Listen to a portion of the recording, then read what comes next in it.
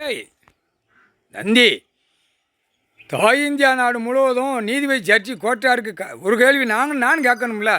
கடவுள் உட்கார்ந்துருக்கு தெரியுமா தெரியாதா? அந்த ஒரு கேள்வி.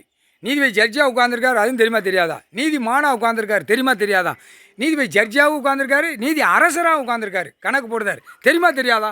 கோட்டாருக்கு ஆணுக்கு பெண்ணுக்கும் வழக்கறிஞர் பூரா தெரியும்.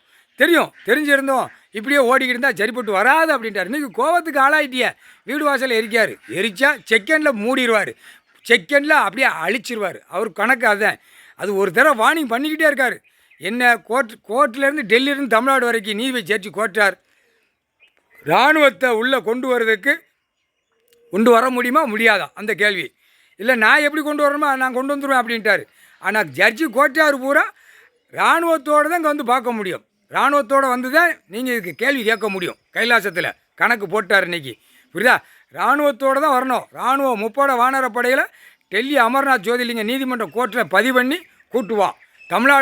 தமிழ்நாடுலாம் ஜட்ஜி கோட்டாரெலாம் கூப்பிட முடியாது. ஊடாளப்பட்ட மாநிலத்தில் நீதிபதி ஜட்ஜி கோட்டார் நீ கூட்டுவா. இங்கே தமிழ்நாட்டில் இவ்வளோ நாள் கணக்கு போட்டு எடுக்கலை அப்படின்ட்டார்.